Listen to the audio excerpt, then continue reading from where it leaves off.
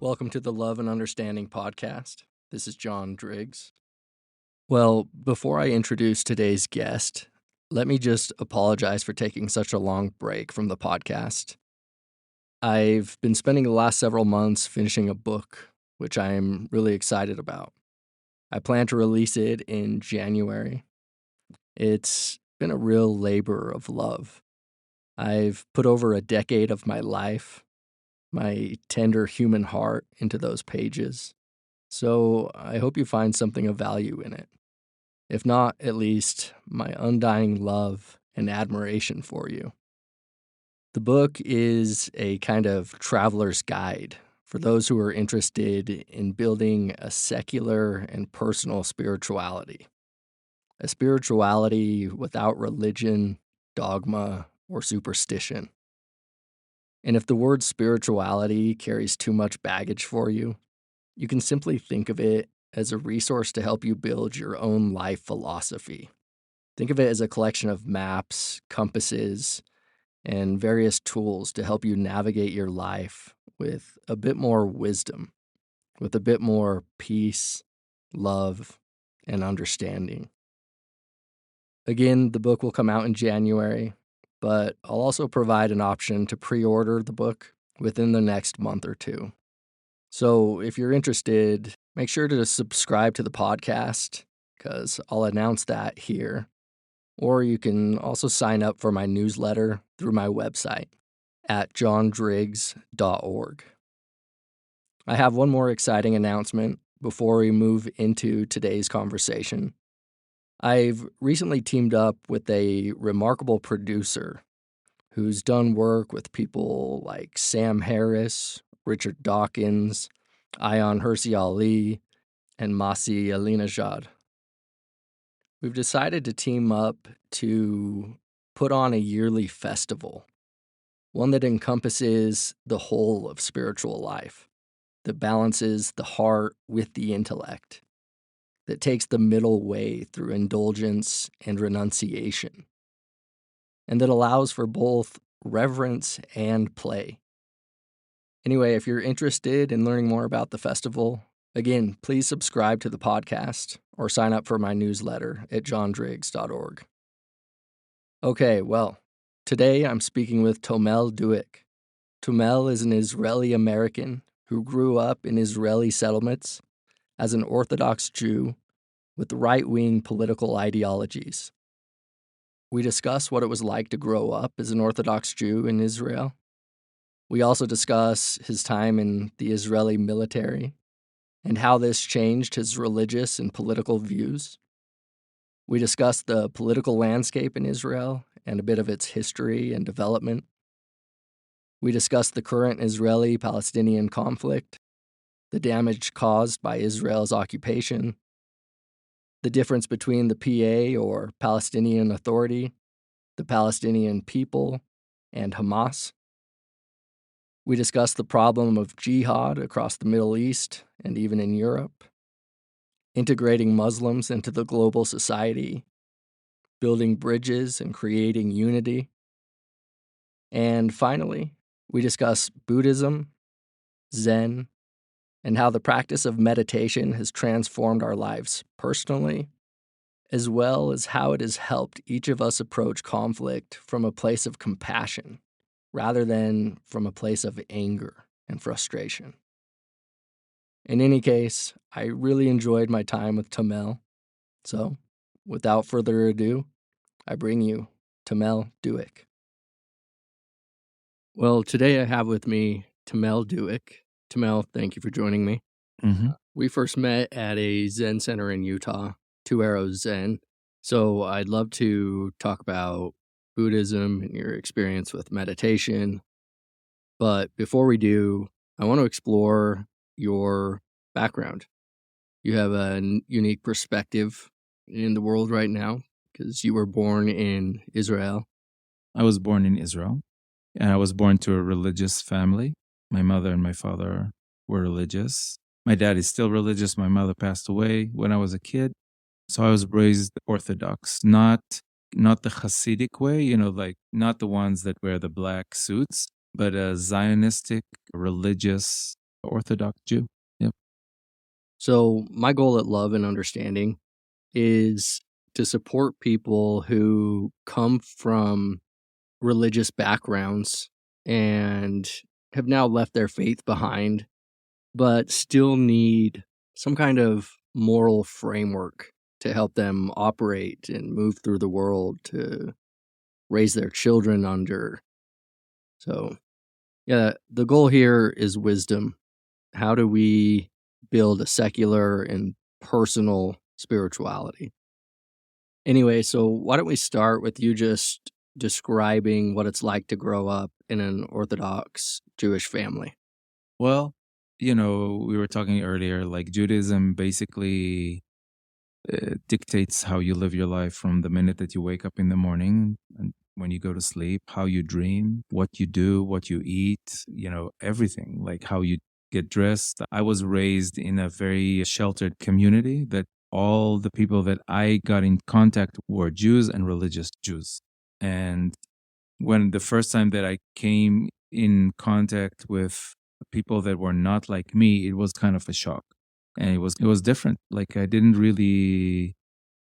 was very young and I didn't, well, I'll backtrack a little bit. Like my grandparents from my mother's side were not completely religious, but they were very traditional. So they would respect some kind of laws, but I knew that they would, like, for example, they would turn the TV on Saturday, which we were not allowed to, or my grandfather would smoke a cigarette on the dinner table at Friday, which is, for me as a religious boy, little kid, you're not allowed to do that. You're not allowed to light fire. You're not allowed to turn on the lights. You're not allowed to turn on electricity. So it's very controlled. But I remember my mother explaining like something on the terms of, well, they have chosen a way, but it's not the right way. You know what I mean? It's kind of, so very clearly they came into my life. There's wrong and there's right. And there's the way that you should do things and the way that you should not do things. And it was not explained too much from the beginning of, well, you'll get punished if you do the wrong thing, but it was very clear we do not do the wrong thing, or we live this way and this is the right way to live. So right and wrong was very strong as a kid. Very black and white thinking. Very black and white and very specific, like rules to everything, Yeah. Yeah, it's a common form of control that you see in the Mormon church as well. You express this notion that from the moment you wake up to the moment you go to bed, everything is kind of decided for you. So there really is no space to explore what else is out there. No. Yeah. My partner grew up in Southern California where there aren't a lot of Mormons, but even there, everything from school dances to after school activities are with other Mormons. Yeah. And to further add to and support this isolation, the church instills a fear into you from essentially the moment you're born and able to hold concepts. They instill this notion that there are going to be others, there's external forces out there trying to persuade you away from the church. Yeah. So you're automatically skeptical of anything that might criticize or stand against the teachings of the church. You really do live in a bubble. When I was 6, my family moved to South Africa for 4 years to do a service for the Jewish. It was like they were paid by the Israeli government, and my dad took care of the synagogue. We went to a specific community. My mother taught Hebrew in the Jewish school, and I went to I went to a normal public school in South Africa with Christians. And the way that they start the day there, this is like during apartheid, by the way. So it's kind of like old time South Africa. You start, everybody gets into the gym and there's a prayer.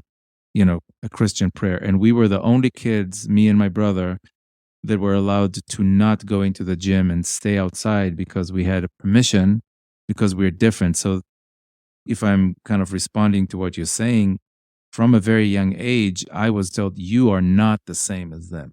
You are different. Now, I'm not going to go to you're better or worse because there's always like a little bit of that too. But no, you're different. You're separate. You're not them. Don't associate. And it's interesting. I had friends, but there was a limit of how close I could get.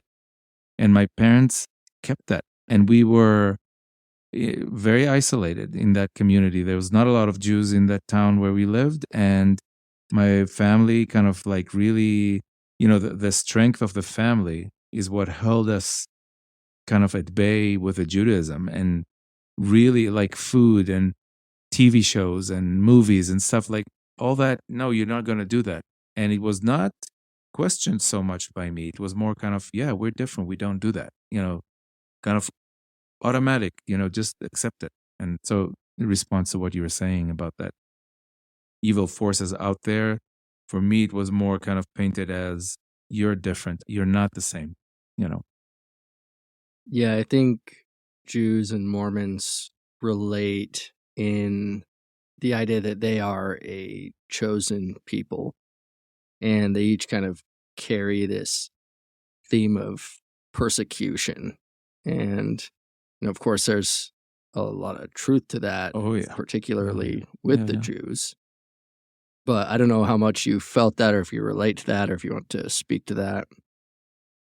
Well, I think the Jews, the big story of the Jewish people is we're prosecuted all the time.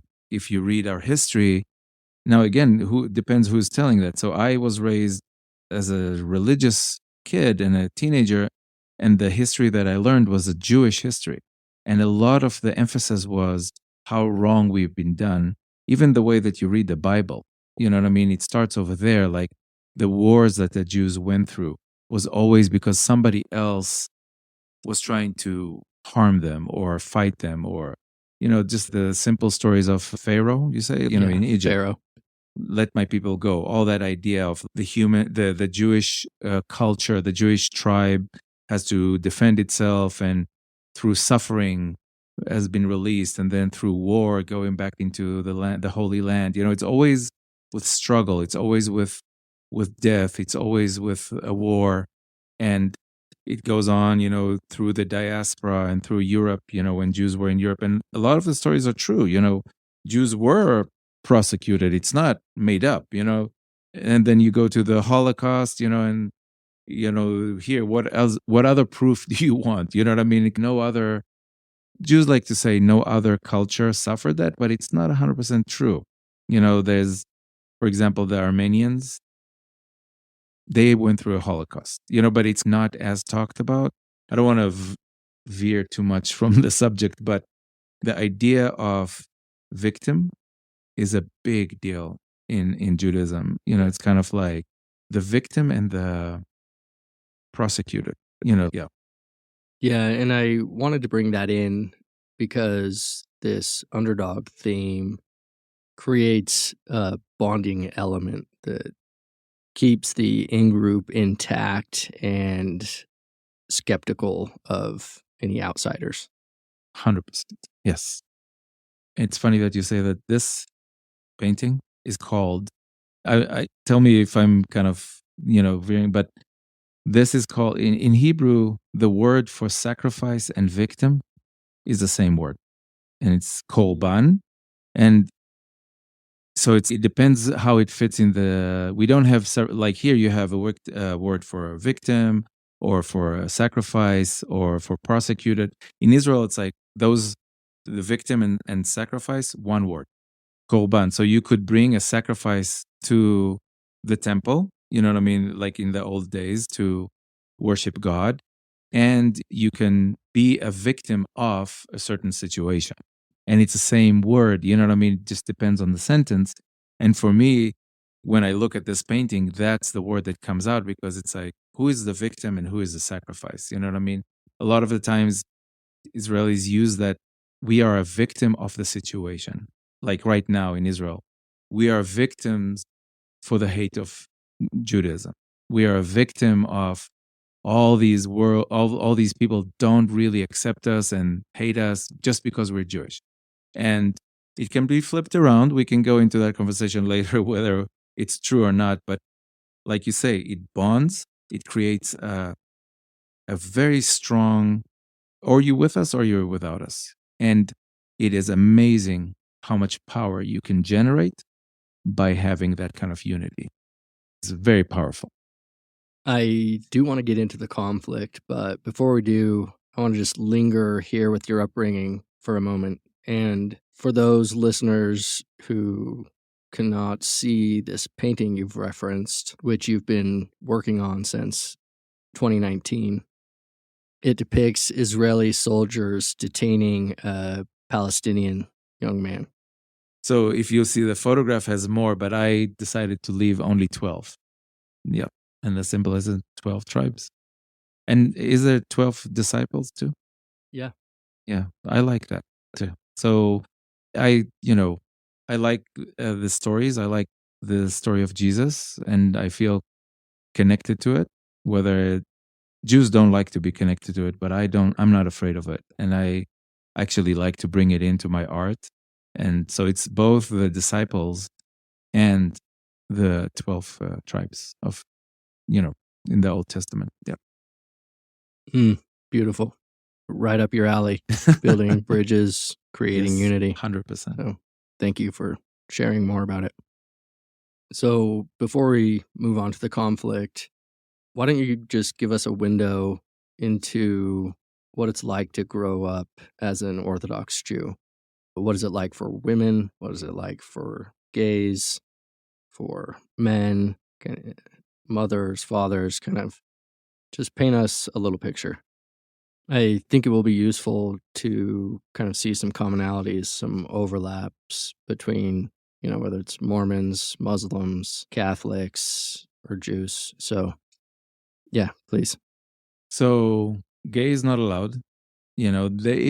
There's some movement now with religious people being gay, and it's kind of like just the beginning. I'm starting to see some change there, but I'm not going to say that it's changed yet to the place where it's accepted.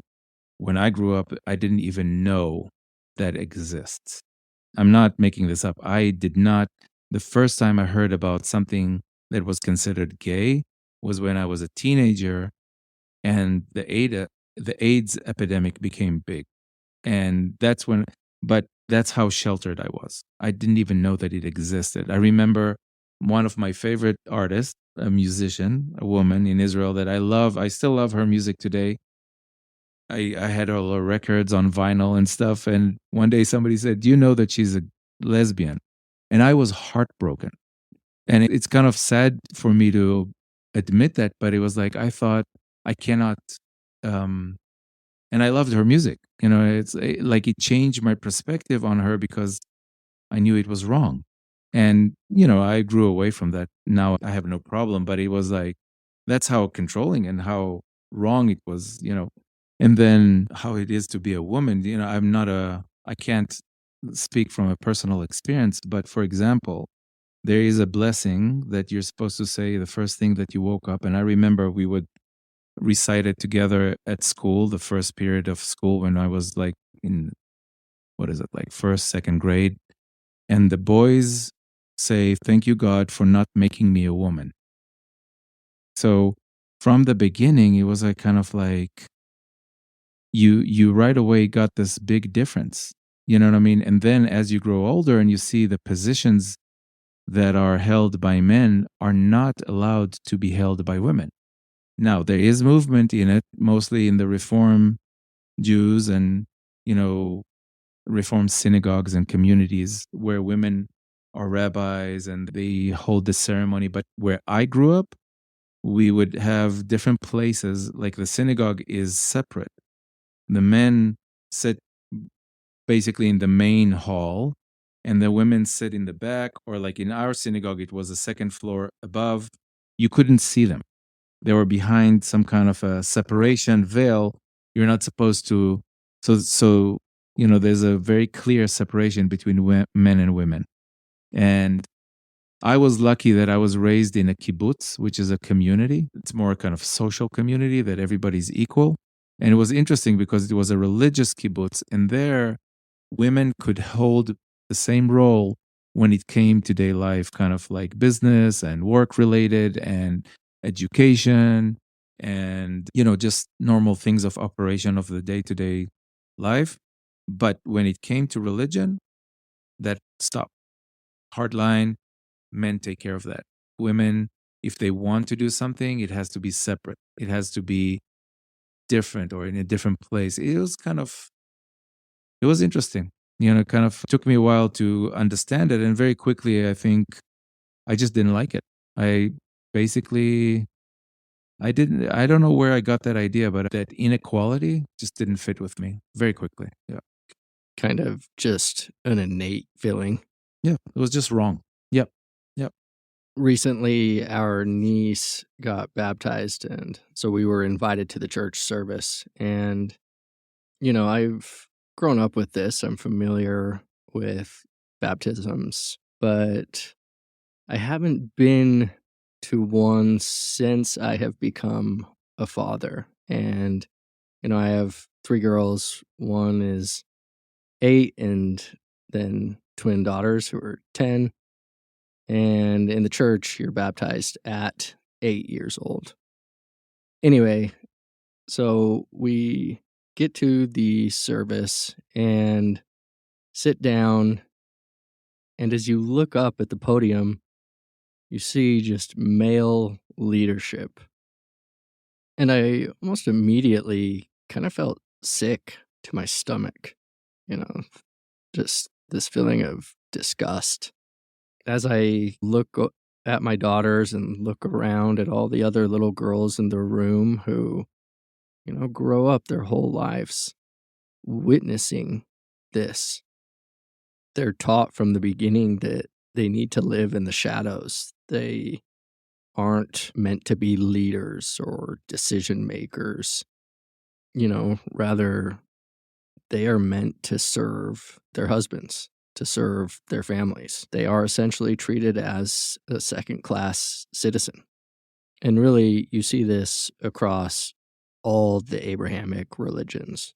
And to some point, even beyond that, in almost every culture, we see some kind of patriarchy. But it becomes magnified when it's the voice of God telling you that men are superior. They are the priesthood holders. They are the decision makers. Yes, that's very true. Yeah, I see that. Yeah. And you mentioned Islam, and I think I've never practiced Islam, so I don't want to speak from that. But like the things that, I witnessed when I lived in a mixed neighborhood with Muslims and Jews or Israelis. And yeah, it's very clear, how they dress, who they talk to, you know, they don't approach men that they don't know, it's more in the house, they take care of it. And the interesting thing is, I wouldn't say that it's powerless, because it's very interesting what power they do have and how they exert it. So there's a lot. My mother, for example, she was the most powerful person in our house. It was very clear. You know what I mean? My dad, very nice, very gentle, very loving person. When it came to who makes the decisions, it was my mother. And it was clear. And also at her work, she was a teacher, and you knew where she was going. She was going to be a headmaster. She's going to be in charge of the school. She was dominant.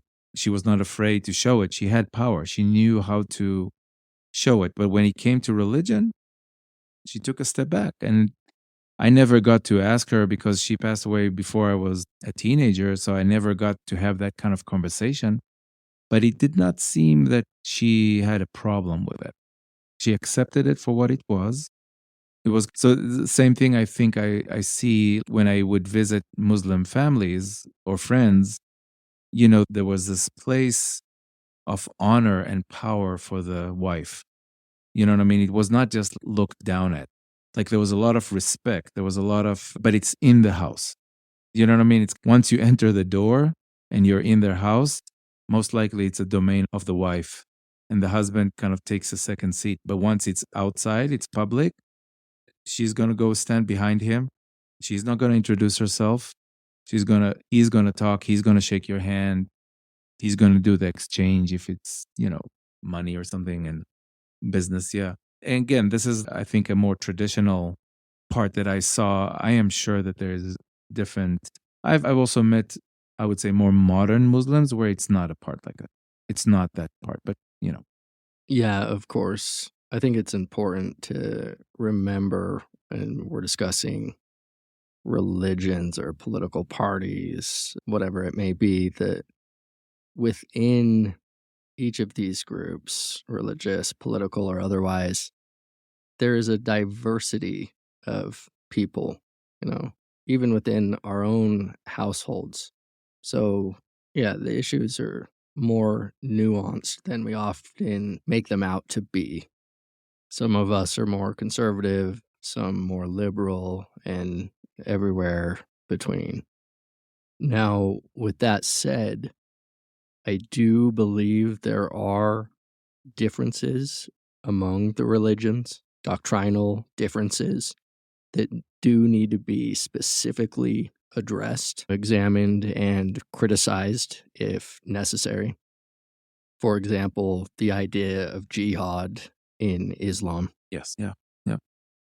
But yeah, these issues aren't black and white. Well, you said it, when we were talking in the Zendo, you were saying there's what you hear from outside, and then there's what you actually see. And when you actually come, and I really like that you made that point. When you come in contact with people, usually it's not as what you saw before. And you have to remember that within these countries or within these groups, there might be people that are not that violent or they don't see it that way. They are still a part of that community, but they're not all evil or all vicious or violent or all, you know, brainwashed and all they want to do is kill you. You know what I mean? It's very true. And I think it's a really good point that, like you said, social media takes that away. It because it's so black and white, or because it's or you with or you without, or, to make that kind of statement paints everything in a certain way. And it's really important to remember that it's usually way more complex and there's way more differences. And just take into account that, the different people are, people in their families, they can see if they're Mormon, for example. There's not just one way of being Mormon. Yes, there's the stereotypical Mormon. And then there's Mormon that, they will go out of their way to help somebody just because they feel that it's the right thing to do, which is beautiful. You know what I mean? That idea of service and charity. You know what I mean? That's noble. And do people talk about that from the stereotypical Mormon? No, usually they'll talk, I don't know. You know what I mean? Yeah. Yeah. Yeah, absolutely. I want to pick up on the social media point. We really have created a great experiment that we've thrown ourselves into, and we have no idea what the consequences will be, though we're seeing a lot of them play out right now. So, yeah, that'll be one of the great problems for our generation to tackle. It has stolen and divided our attention. It has fractured us into in groups and out groups. Identity politics just continue to increase. The algorithms support these outrageous claims, Because because that gets the most likes, huh? yeah, It's exactly. like, yeah. Yeah, in any case, its goal is not to discover the truth. Its aim is not honesty, which we need if we're going to cooperate together, if we're going to build a global civilization. And further, it just doesn't allow the space for the nuance that these complicated situations require. That kind of comes back to the fracturing of our attention. A TikTok video is just not enough to understand the conflict in Palestine and Israel. But okay. Anyway, this may be a good point to transition into the conflict. Why don't we begin by exploring Israel's political landscape. A lot of people here, particularly young people, they see Israel and it's like Israel's bad. But again, largely because of social media, they're trapped in this black and white thinking. They're getting their information from spaces that don't allow any nuance. They forget that within a country, just like in the US, there are multiple parties to consider. So, why don't you begin by telling us a little bit about Netanyahu's party and how he came to power? It's a long story. So Israel has always had two major parties, and one of them, since I would say since I grew up, there was always been two major parties. One is the Likud, which is Bibi's Netanyahu. He's the head of the Likud, and then there was one that was called Voda, but it doesn't really exist anymore, and it was more kind of labor liberal. Sorry, but again, it's like trying to fit them with words or categories that come from, say, Europe or United States is very different. So they were considered more middle and leaning towards the left. So when I grew up, the Likud was middle and right. And when I mean right, they believe, for example, that settlements should stay and we have the right for the whole state of Israel, not just what was given to us in 1948. So they believed in the whole, the Holy Land. They're a little bit more traditional. They're a little bit more, leaning right. And then the other party was more, again, this is when I was growing up, they were more left, middle left, and they believed that they could be a solution. They could be a peace process done between Palestinians and Israelis. When I say they could, it could, like there had to be a lot of things in order for that to work. You know what I mean? They were not just like, not a simple solution, and it was always kind of a conversation, but they were more leaning towards, we don't really need to, how do you say, conquer and control when I say the territories, it's the part where there's most of the Palestinians live. And that is in the middle of Israel. If you look at the map, it's always kind of around Jerusalem, both north and south. And it's kind of like edges to the border of Jordan. So it's really like a center part in Israel. And I'm not talking about Gaza. Like Gaza, different story. So that was like the major difference. And also the people that oriented themselves to that party, the left, the middle left, usually they were not religious and they were more secular, but like really secular, meaning they believed, for example, that public transportation on a Saturday is okay. And then the other party, the Likud, were more, maybe they were still not religious, but they were traditional. So that means that no, Saturday is important. It's okay that we don't have public transportation. And I'm just giving an example. Now, around these two big parties, there's always small parties that are very specific to different parts of the Jewish culture. So, settlers, for example, they had their own party, or even two different parties. Orthodox Jews, like the ones that believe in only praying and studying all day long, not working, not participating in the secular world, they would have their own party. And then you have the Israeli Arab citizens, they would have their party. And you would have extreme left. You know what I mean? People that believe in social, movement that everybody should be equal and, kinds of stuff like that. And then what happens is you build a coalition. So the big parties would usually get the most votes, but they would need to have 62 or something like that. Yeah, and then they would build a coalition. So more or less you would know who would go with who. And what has happened, like you asked, how did Bibi come into power? So about, was it 1995, this is again my perspective, there was an assassination of Prime Minister Rabin. At that time, Rabin was the prime minister, and he had a coalition that supported really strongly. He actually signed a peace process, a peace agreement between Israel and the Palestinians. And that was going to lead to a two-state solution. And Netanyahu was at that time not in government. And he was really strongly against this argument. It's called the Oslo Agreement. He was really vocal against it. And there was a lot of demonstrations and really bad demonstrations, kind of not violent, but they were disruptive. And the things that were said there and the accusations that were made against Rabin and the left side, middle left, because so, for example, when I say left in Israel is very different. You know, the left in Israel is still, if you took it like in a perspective to the United States or Europe, they were being considered right wing. And but in Israel, they're still considered left. Why? Because they are allowing themselves the idea that maybe there's a peace process involved, which exchange of land, some form of it. Anyway, so in 95, there was a big protest going on because they signed this process. It was going to start being implicated. It was like not an immediate thing. It was going to take some years, with seeing some changes in the Palestinian Authority and changes with Israel.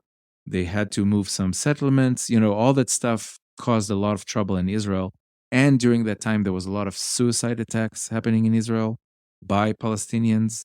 This is right after the first Intifada, with the first uprising of the Palestinian people, violent uprising. And so the mainstream, how do you say, narrative, or like what people believed in Israel was kind of, I would say, conflicted, 50-50, but a little bit leaning towards, we need to solve this problem. We need to have a peace agreement. So, but people believe that it's not actually equal. You know what I mean? Like at that time, and The Israelis. the Israelis, this is all Israelis. The Palestinians finally figured out that, we can actually maybe have a state of our own. The problem was they were just coming into terms of like actually being a country. You know what I mean? They didn't really have an organized government. They were basically just people that lived under occupation from Israel, under a military occupation since 1968. You know what I mean? So it's kind of like they were The not really foundations organized. weren't really So there to build a exactly. government. So you had to start, you know, there was something there that people said they cannot really, the people that didn't believe that this peace process would work, like the right wing in Israel, middle and right, would say, we're making a mistake to even sign this agreement because they're all terrorists and all they want to do is kill us. And if we do this, we are setting ourselves for annihilation. And the left side of the map and the middle left would say, no, this is the only way to stop the violence is by stop the occupation, stop oppressing people, letting them have their country. We protect ourselves, with a border, with an army, all that kind of stuff.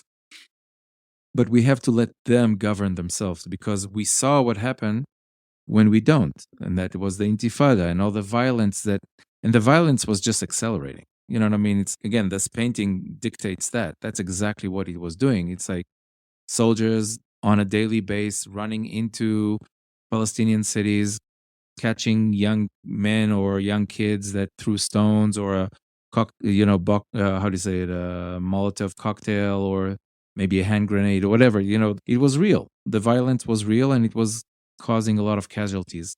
But the left side of the map said, no, you have to have a solution. The right said, no, there is no solution. If we do any solution, we are basically hurting ourselves. So at that time, around a year after the assassination, Bibi Netanyahu became prime minister. How old were you? I was in art school. I was 25, 26.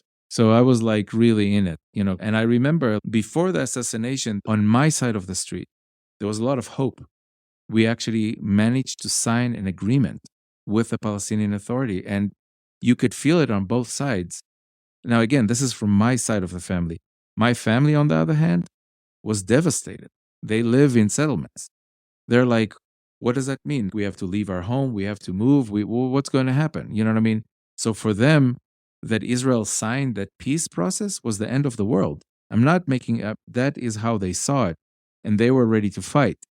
One thing that is important to mention: I not always did I have left wing political opinions. When I was 18, when I was in the army, I still held right wing, ideas, because that's how I was raised. I was raised that the settlements are necessary, that we are there because we have the right to be there, and that we have to control this conflict.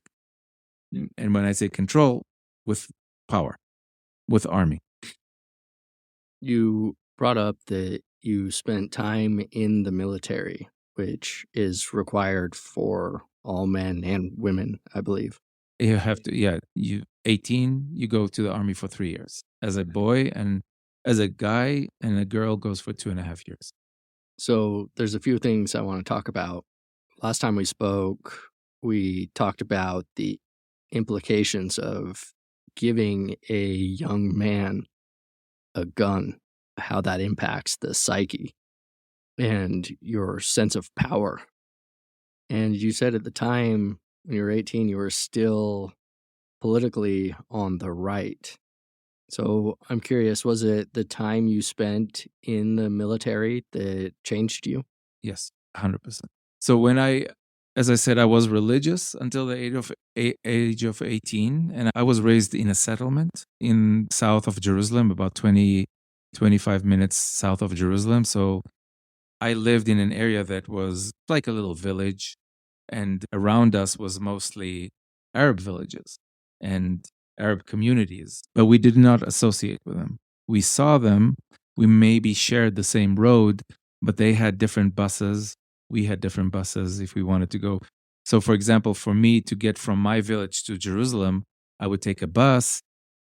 There was no Arabs on that bus. Right next to us would drive a bus that would take Arabs from that area to Jerusalem, because Jerusalem has two sides. It has the Jewish side and the Arab side, and the Muslim side. I should not, or Palestinian side. I should not say Arabs. Arabs is bigger. Um, but I did not associate with them. Meaning, even though we lived in the same area, we didn't go to the same store. We did not participate in activities. We didn't go to the same school. Like, very separate, and actually kind of very extreme. You do not associate. They are danger. They will want to kill you. You do not come into contact with Palestinians. That's how I was raised when I was 18. And then I go into the army, and I was a paratrooper, which is the fighter, jump out of planes and do combat.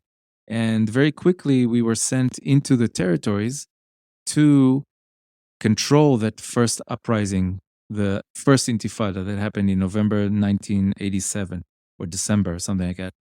And I'm face to face with Palestinians that I'm not supposed to be in contact with. The difference is I'm with uniform and a gun. And in front of me are civilians that are Palestinians.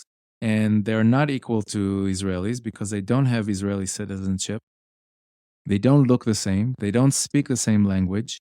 They act differently. Their houses, their streets, everything looks different. So I basically was thrown into these big cities, or Palestinian cities, that I always would drive from the outside and see them from outside. Suddenly I'm in there, but I'm not there for visiting. I'm not there to learn about them.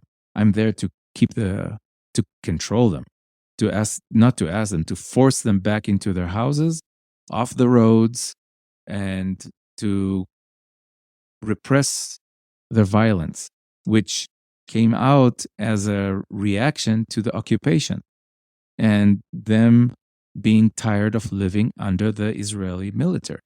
So I'm sent there as a 18-year-old religious, right-wing, settler, whatever you want to call it, to oppress these people. And very quickly, I saw that it started not to work for me. Like, it was like, I have many stories, and if I get emotional, please understand that it's just because it brings sad memories. I remember this one night we had to raid a house that what they told us is that in the house there's a suspect, meaning somebody that did something wrong, somebody that kind of, I don't know if he threw stones, I don't know if he had a gun, I don't know. And we are coming in, and this is like a group of us. We were like, I don't know how many, 8, 10 soldiers, full armor, all the equipment that you want. And we're banging on the door. This is 2 o'clock at night, like banging as hard as we 18 can. to 21-year-old Yeah. men. So I was 18, my officer maybe was 19. You know what I mean? There's nobody older than that, not 20. We get in, and the way that it's operated, we come in secretly to the house so the person doesn't run away. Meaning, it's like you can imagine like a movie, like you're crawling to the house or you're coming out of some alleys and you surround it. So you have a unit that is around the house, and then you have the unit that goes into the house. And we're coming into the house, they open the door, and this is a family, mother, a father, and I don't know, 5 kids, different ages. And I'm going for the teenager. That's the suspect. By the way, with me in the unit, there is a Secret Service person that is telling me that's the person, go get him. And the father starts crying and pleads please leave him alone. I will hit him. I will do whatever you want. Just don't take him. And the mother is crying, and he's yelling at his wife to shut up. You know what I mean? So this father, and they're all in their sleeping gowns. We just woke them up. It's 2 o'clock at night. And I'm looking at their faces, and I could do what I needed to do. I'm automatic because I'm a soldier, but I could feel I don't even know how to describe it. It was not pain, but it was utterly powerless. There was nothing that they could do to stop us. Nothing. Imagine you trying to protect somebody taking your son, and you might even know that it's not true because you were with him the other day and the accusation maybe is made up. You know what I mean? What are you going to do? And I'm coming in there, an 18-year-old, grabbing this kid out of his bed. And I remember as we were going out, I looked at his brother, and he was like 4 or 5, and he just looked me in the eye. And there was this very clear thought in my head that said, that kid is never, ever going to accept me as a human being. This kid, I just planted a trauma in his head that will dictate his life for the rest of his life, maybe his children too. There is no way that this kind of activity is going to lead to what we call a peaceful resolution. That kind of power, that kind of trauma, me taking his brother, and I saw it on his eyes, and he didn't, he was very young, but I could see not hate, but just I could see how his world changed on him. You know what I mean? And I did it. I was a part of it, and it never went away. And that's how, you asked me like what happened, how I changed my beliefs. It's the more I did this kind of activity, the more it eroded this idea that what we're doing is the right thing to do. And at the time when I left the army, I was completely, no, this is not going to work. I understand that maybe you need to catch some terrorist that actually went and killed somebody and did some suicide attacks. Yes, I understand that. But to tell me that this kind of power that we are exhorting on the Palestinians will actually lead to a peace process, or that it will solve the problem, completely disagree with that. So I changed my mind to, we need to contain the violence, but we have to make a peace process. We have to let them live on their own. They have to have their own country, and we cannot keep on controlling them. We cannot keep on oppressing them. It's not going to end well for either side. You have to understand, as a soldier, they teach you this is what is you are solving the problem. You know what I mean? You being there, guarding these roads or putting blockades or doing these raids, that is protecting Israel. And I disagreed with that because of what I saw. I was like, no, we're not protecting Israel. Maybe on the short term, maybe I captured somebody that was going to do something bad. But on the long term, I still believe that it would never, you cannot stop hate with force. It just doesn't work. Yeah. Mm. Well, thank you for sharing all that. So, how do we move forward? The big question. Yeah. How do we address groups like Hamas? Hamas is, I don't, when we talk about the conflict today, I think Hamas should not be a part of the conversation. Not in our conversation, I mean, but I'm saying in the future of the Palestinian people, no, Hamas has no place. Hamas sees one way, and that is violence and it's retaliation to Israel. You know what I mean? I understand where they're coming from. I completely disagree with the way that they do things. You mentioned before about like how in religion, gay and women and all that rights, they don't believe that if you were gay under Hamas control, you're dead. You're not allowed. You're dead. You know what I mean? And people need to know that. And like women, for example, they have no rights under Hamas ruling.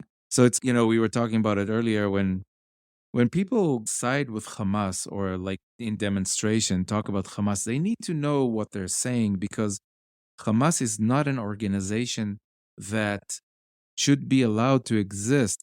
The idea of retaliating the occupation, that's fine.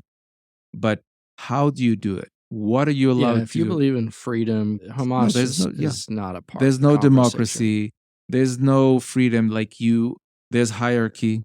There's the supreme leader. You know what I mean? It's very tiring, very kind of like old way of doing things, very violent.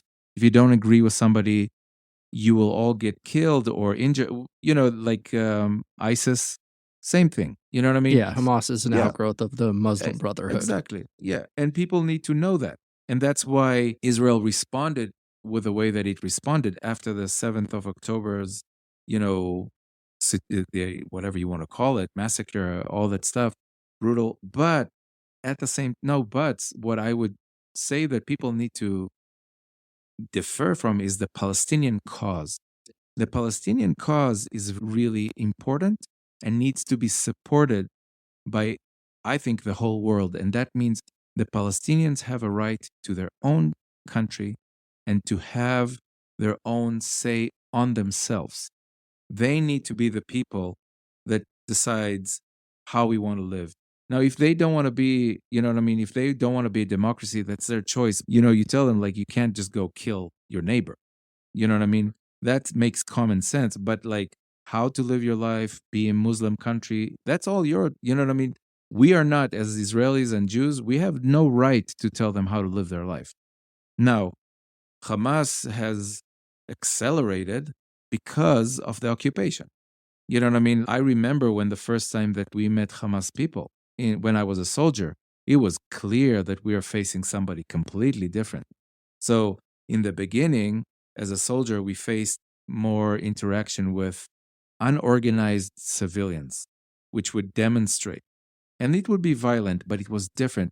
When we started seeing Hamas, it was something different. It was a different thing. It was way more accurate, way more, their violence was more sophisticated. They had a purpose, you know what I mean? And the religious aspect was very strong. So these are religious fundamental people that believe in the idea that if I die, I'm going to heaven. If I die in this conflict, as a cause of this conflict, I'm good. You know what I mean? It's all good. And that changes the way that you fight. It changes the way that you interact with the army. You know what I mean? So it's kind of Even how you use other Palestinians, exactly. if they die helping the cause, Exactly. well, then they're good too. Yeah. So it's kind of the whole idea of civilian casualties is different because from their perspective, this is God's Yeah, work. these children are going straight to heaven. Exactly. And this is God's, we actually, I don't want to say did them a favor, but, Yeah, essentially. there's no problem here. And that's difficult when you start working with that, when you're starting to react to that, it changes the whole dynamics. And so it's important that people really understand what Hamas is. And I would say, I remember talking to some people that went on demonstrations here. I said, do you know what Hamas is? And do you know what the PA is, what the Palestinian Authority is? Do you know the Palestinian people? It's really important to know that because the Palestinian people are suffering, they're dying, they are being abused by Israeli soldiers. I'm sorry to say, but there has been war crimes committed by Israel towards the Palestinian people. Hamas, at the same time, Hamas is doing just the same, if not worse, to the Palestinian people. You know what I mean? So Hamas is not helping anybody in that big cause of freeing Palestinians. I don't think that's what they'll get. I don't even know if really, when you look like who's really behind the Hamas, if it's Iran, all that, do they really care about that? You know what I mean? Maybe it's just another way for them to hurt Israel. You know what I mean?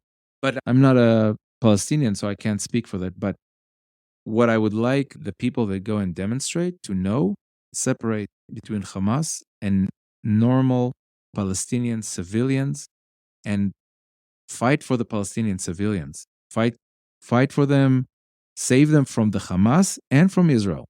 Because right now they're getting it from both ways. I'm talking about just the mothers and kids and people that just live there. Sure. And again, you say Israel, but it's important to remember the nuance. Within Israel, there are people who are actively supporting Palestinians. They want them to be successful, to flourish, to be happy. 100%, yes. It's, we have this organization in Israel right now with all the stuff that happened that still want to have open dialogue, that still want to talk about the occupation, that still want to bring in Palestinian people that have. So there's this beautiful organization that connects around grief, and it's basically they bring people from the Palestinian side and from the Israeli side that suffered from the that they have somebody in their family that died because of the occupation, whether it's a soldier that died or a citizen that died in Palestinians or a citizen Israeli that died from terrorist acts or somebody in Palestinians that died from the army. You know what I mean? And all they do, it's really beautiful. They connect around grief. Why? Because we are human.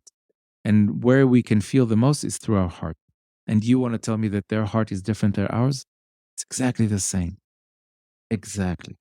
And it's amazing to see what happens to them. People that allow themselves to go to those meetings or get together, they're transformed for life because it's very clear to them like their loss is not different than my loss. And my pain is not different. And this mother that lost her son is just like my mother that lost her son.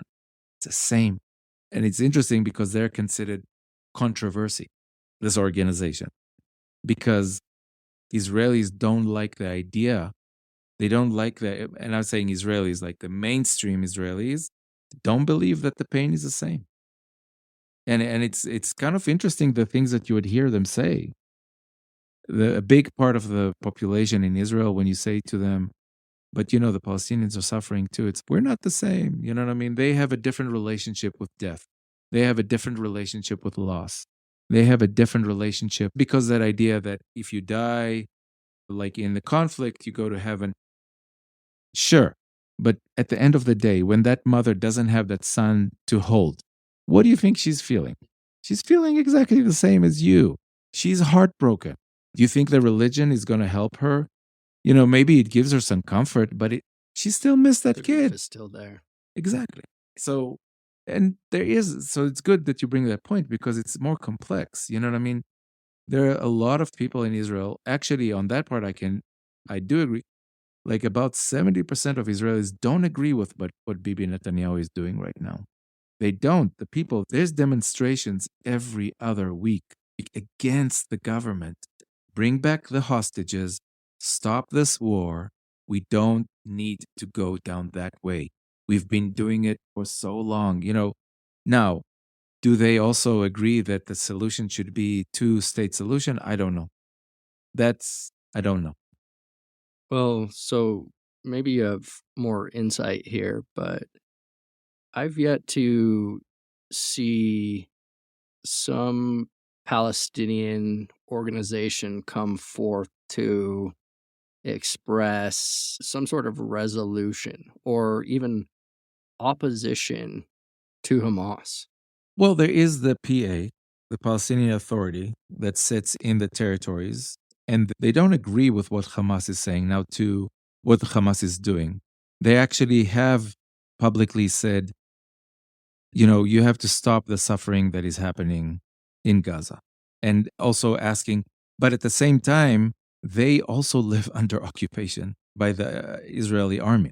So it's difficult to ask them to completely go against Hamas because it's like, like for example, they say that the Palestinian people are looking at the PA and saying, well, you're not fighting like Hamas and we are not getting any better.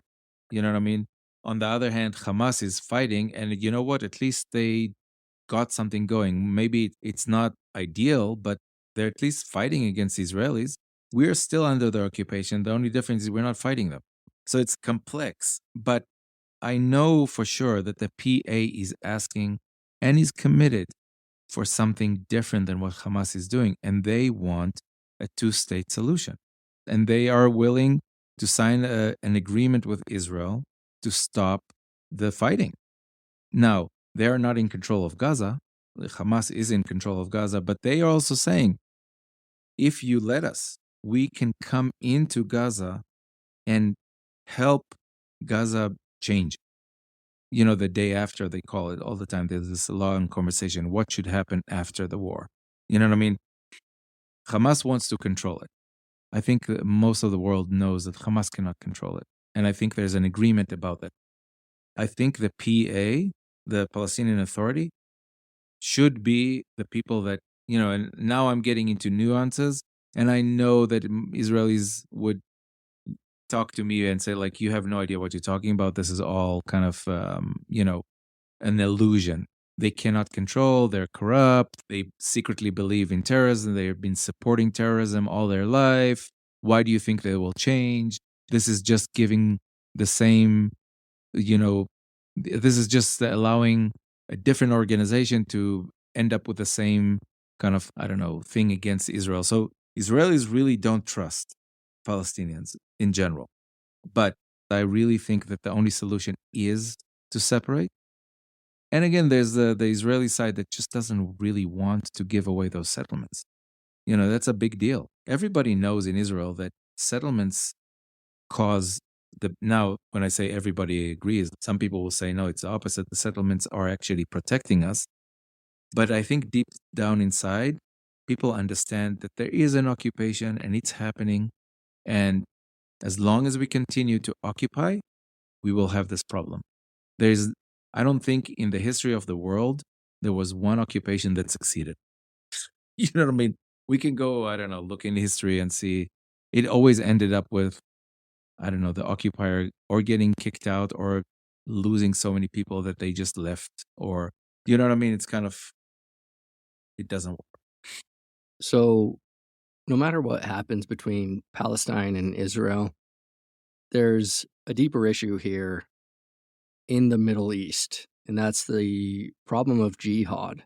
Yeah. You can see it, the violence played out all across the Middle East and even in Europe.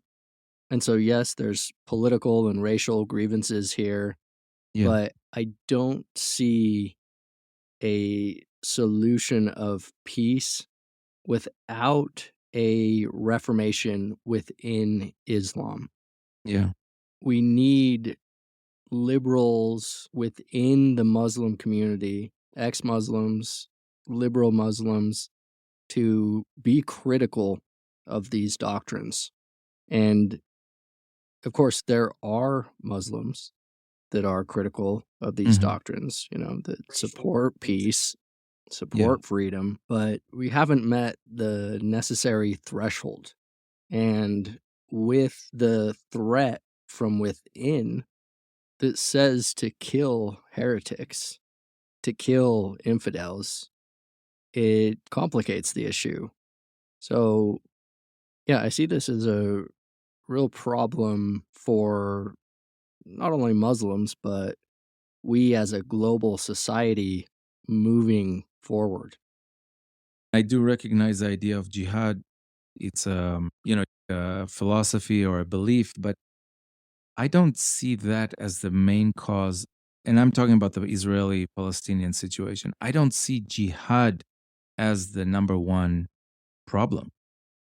I think it's maybe a solution that some parties like Hamas, like some people like what they're called is Muslim brothers, they chose that way and this is their goal or this is their way of fighting. But the Palestinians in general, I don't think that's not their, you know what I mean? So when you say like without, if I'm understanding right, where you're saying you have to come to some kind of not understanding, but like some kind of what do we do with this jihad thing? You know what I mean? Now, if we look at it big picture, we leave aside for a second Israel and we look at just Muslims in the world. How can they, you know, incorporate into the world when they still have that kind of belief? You know what I mean? So, first of all, that's a great question for some, Islamic scholar or a politician or something like, how do you move forward with that? How do you make Americans or Western people feel safe when they know that maybe you're not going to pull that jihad card anytime, but if it's still in the back of your mind or in your culture, how do you want us to be okay with it? I know what they would say. It's like, well, sorry to say, but the United States occupied Iraq and Afghanistan for how many years and how many Muslims were killed. So it can be thrown back at us. Maybe it's not in our philosophy, maybe it's not in our religion, but you know what I mean? There's both sides. The thing about how I see it, how we see it like kind of moving forward in some way is that is something that the Muslim world has to address. And they have to, kind of, it's like when you do a business with somebody, you know what I mean? And you sign a contract, rent the house. In somewhere there, they said, you cannot just destroy the wall because then I'm going to come. You know what I mean? Same thing, I think, and actually, the way that I see it is incorporating more of Islam world in the Western world. Now, some Muslim will say, no, we're never going to do that because it goes, you know what I mean? It's like what we were talking in the beginning, that separation that religion creates, whether it's LDS or Jews or Islam, you know, in some way, Sectarianism. exactly, in some way, it's kind of built into religion. So it's not really, to me, it's the problem with Islam is that they have this idea of jihad, but, I see it more as religion itself has this dynamic of separating and not including. And in some way, I would say, how do we include and not separate? How do I make friends or how do I welcome the religious Muslim person that believes and prays and, wants to live that life? And right next to him, there's a Jew doing the same thing. This Israeli guy told me this other day, you know, Muslims and Jews live together more than people like to In Israel, acknowledge. Christians, Jews, Yeah, Muslims all live exactly. together. Yeah. Those three religions always, when you go to the old cities like Jerusalem or other places in the Middle East, there was always a Jewish quarter, a Muslim quarter, and a Christian quarter. And they worked fine. And they were very religious and they kept to themselves, but they lived together. You know what I mean? So it's not that it's not possible. I think right now, the situation in the world is jihad has become front and center because you can see how damaging and how unrealistic it is and how dangerous it is. So the idea of jihad is problematic and we have to address it. But not but I think the way to address it is not by occupation or it's not by controlling them and saying you cannot have this, or it's more by how do we find places that we can get together, like what I said about circling around grief. Yeah. You know what I mean? We all we are all human beings and we all care about our kids and we want to live a safe life. Why do we think that they don't want to do that? You know what I mean? Again, Hamas, maybe not so much. That's where you see them using, like you said, human shields, you know what I mean? Which is insane. But I think there's other Muslim countries in the world that don't do that. And Egypt, Turkey. Jordan, even, what's interesting, even the Palestinian Authority in Israel, which is not yet a country, since this conflict started, they have been able to keep the people from rioting. They're being able to keep the people from going and doing massive terrorist acts. There's still some pockets that are happening, and they are Hamas people that live in the territories. But the main population that is under the PA, the Palestinian Authority, they are keeping it okay. And that is because of the Palestinian Authority. These are just Muslims like the same, you know what I mean, like the other Muslims. But they believe in a different road. And that is, give us our authority, give us our autonomy, let us have our country, and we can have a safe border. They really believe in it. I trust them. Now, might not be the main idea, the common idea in Israel, but from what I've seen, but again, I have to always say I've been living here 20 years. So I haven't been living in Israel for 20 years. I don't know. Maybe I would speak different if I was living in Israel right now, but I don't think so. But I don't know. Hmm. Well, speaking of unity, I think this is probably a good time to transition into our final topic, the thing that brought us together, which is Buddhism. So, how did you come into Buddhism? It was a very simple kind of move. And after I moved 2005, 2006, I was going through some rough time. I was divorced, had two young kids. Things were not going so great. I was also I was not depressed, but I was under a lot of stress. Economically, I didn't have support here. And I got into a situation that I just couldn't sleep. I had a lot of anxiety and I just could not sleep. And I saw this guy in the neighborhood where I lived that every time I saw him, he always had this beautiful smile on his face, always looked calm, relaxed. And I was like, dude, what's your secret? Everybody here is depressed and under some kind of stress. He says, no, I meditate every morning. And I said, would you teach me? Like I told him, I have this problem. I can't sleep. Can you teach me? And he's like, sure. So he just taught me how to do a mindfulness practice. And very simple, 10 minutes. And I could sleep. It was like magic. And so I came to him like after a week or two that I was doing it. I said, what do you think if after I do this and I just stay sitting for a little longer, like meditate? He said, yeah, that will be perfect. So when I started, I would do it at night before went to sleep. I reversed it. I would wake up in the morning, do this mindfulness practice that he taught me that basically just quiet my mind, stop me from being anxious about something and getting into this really quiet space. And I just sat for another 10, 15 minutes after that. So like altogether, I would be sitting like maybe half an hour. And I right away saw the change in my life. It was just amazing. And now at that time, it was not Buddhism, it was not Zen, nothing. It was just pure mindfulness. But the changes was I could speak to my ex-wife without yelling and throwing the phone or getting into this big fight. I saw what I was doing. I suddenly could see how I am bringing so much of the pain and the struggling and the suffering that I thought was put on me, like how much am I bringing into it? So it was a very eye-opening kind of process, and it really changed my life. I remember, I always say my life was until the day that I started meditating and from then on. And it's like a big difference. Anyway, so then this in some way, not in some way, it led actually for me to getting married again with my wife that I'm today. And sorry. And having an amazing family, that bringing together two families and having a daughter with my wife. And it's all because of the meditation, because my heart was open and I was not in constant conflict. I was not in constant anger. I was a very angry person before I started meditating. And anyway, so we blended our two families together. She had two kids from a previous marriage. I had two kids from a previous marriage. We have one daughter together, and life just started being good. And as we were meditating, both of us were meditating, but we were meditating separately, and we were not following a certain philosophy.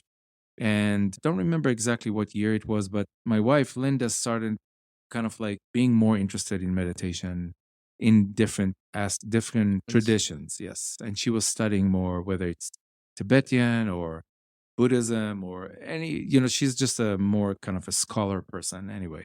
To reading a lot, listening to podcasts, and then she somehow found Roshi, my teacher, Diane Musho Roshi, and she really got excited about her. And she just offered, why don't we go and visit her in Utah just to get to know her, because she was really taken by her presence and what she said and how she talked. So we made a trip here, and I was constantly saying, I'm not looking for a teacher. I do not want to find another religion. I don't want to find another control system like we talked before. I was against that. No, I'll come with you. I'll visit. I'll get to know the person, but not looking for that. You can do it. I'll support you. I'll be behind you 100%. When I saw Musho Roshi, it was no question. It was just like this. I don't even know where it came from, but like I just was struck by her presence. And I remember having this thought in my head, I can even say a voice saying, if you want to be the person that you need to be in close relationship to that teacher, to that woman. And fast forward, we moved here. Like we started coming to Utah 2-3 times a year to do meditation retreats in Torrey, in the Tuero Zen facilitation that is in Torrey. And, that's the first time that I was introduced to Zen and to Buddhism. And I knew that Buddhism existed. I just didn't know anything about it. And from the beginning, it was like, no, this is it. There was no question about it. There was no doubts. Like every time I read something, every time I was in a Dharma talk, every time I meditated, and it's so profound. I am so grateful that I found this practice because it has changed my life. And if we talk about the conflict, the way that I am able to respond to the conflict, to respond to my family that still holds right wing Jewish Israeli beliefs, the way that I can really stay in contact with them is only because of meditation. It's only because of Buddhism that I can see the other side and accept them for what they are. I don't have to agree with them, and I don't agree with them, but I can accept them as human beings. And I can understand that behind that whole structure of religion, I can even understand why they have it, why they hold those beliefs, but I can see beyond that. I can see the part in them that is human. I can see the part in them that has a heart and has a moral compass.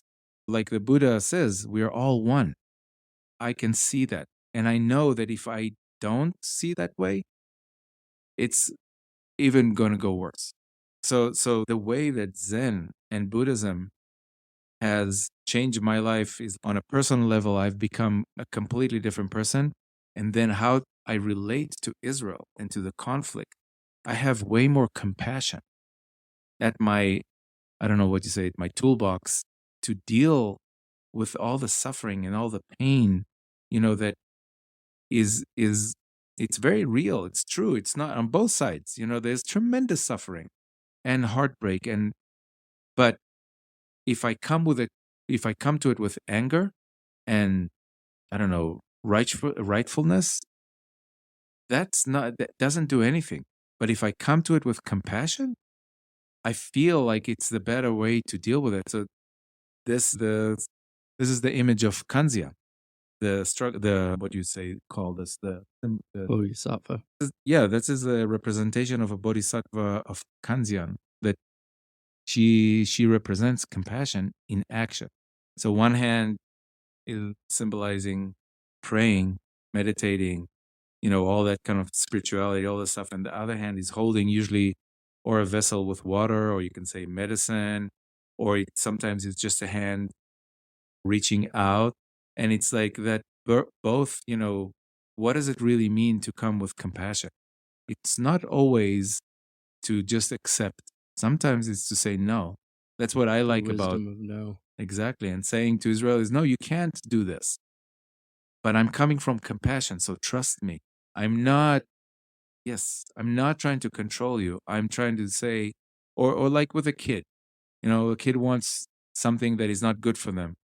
A parent that will say, yes, go ahead, do it. That's not coming with compassion. Yeah. But the parent that sometimes says, no, you cannot do it. Sounds cruel and harsh. But sometimes that is the true compassion, to show them, no, there's borders, there's guides, there's something that can harm you. Don't do it. That's the compassion, the idea of compassion that I relate to, because it's down to earth, it's real. It's not some idea of love everybody for whatever, just be love. Yeah, it's great, but the idea of bodhisattva, of compassion, kanzia, it holds that. And really, like, I feel Zen does that. It holds both sides. It's like, what is needed right now and how do I act it? What is needed from me? So for me in Israel right now, they need my compassion, but they also need to hear from me to say, I don't think that what you're doing is right. I don't think that killing kids and mothers and stuff like that is okay. Same thing for Palestinians. I want to support your suffering. I want to help you become an independent country. You have to stop the killing. You have to stop the action of just terror, rape, burning people. You just have to stop that. So that, to me, this is where how do you say, I draw from Zen, I draw from Buddhism, that ability to hold both. It's not just one side. It's always seeing two sides and trying to go the middle way. Yep. Mm. Yeah, I relate to that deeply. It wasn't until I got deep into my meditation practice, and honestly, not only deep into my practice experientially, but marrying the philosophy to the practice, that not only my inner life, my inner world transformed, but also my relationships with my family and Mm-mm. particularly with my parents. Exactly. Yeah. I started to hold them with so much compassion and understanding after that. You know, I see you, I see your roots, I understand the causes and conditions brought you to where you are. There's no animosity there. There's nothing but love. And yes, do I disagree with many of your beliefs? Of course. And I can speak to those disagreements. And again, it's not out of a place of hatred or anger. It's out of this place of compassion. I see the suffering in the world. I see the suffering behind your eyes and in those people that your beliefs affect. So the question then is, how can I relieve that suffering from a place of compassion? Yeah. No, and I relate to that so much, because on a personal level, with my family, I had so much anger towards the Jewish religion and towards things that I had to do when I was a kid or a teenager. And I just never accepted it. And the only time that I moved away, it's like all the things that bothered me still bother me. But like you said so beautifully, I would come from compassion, not from hate. And that makes such a difference. When I'm coming because I hate what you do, it's never going to go anywhere. But when I'm coming like, I don't agree with you, but my heart is wide open for you, I see it on them. How my dad responds to me when I talk to him, or that he sees that I don't agree with him, but he trusts the love that is between us. That's huge. Yeah. Yeah. Hey, well, I know we're running short on time, and you've been so generous with yours. Is there anywhere we can send the listeners if they're interested in learning more about you and your art? My website. I have a website. It's TomerDuwek.com. So it's my name, my full name, TomerDuwek.com. And then there's Facebook and Instagram, but Well, I can embed those links into the sure. podcast just to make it easier. Yeah, I think it would be better than me saying my name and people trying to type that. Well, hey, it's been a real pleasure. Thank you for being such a reasonable and compassionate voice in this sphere. Thank you. Until next time.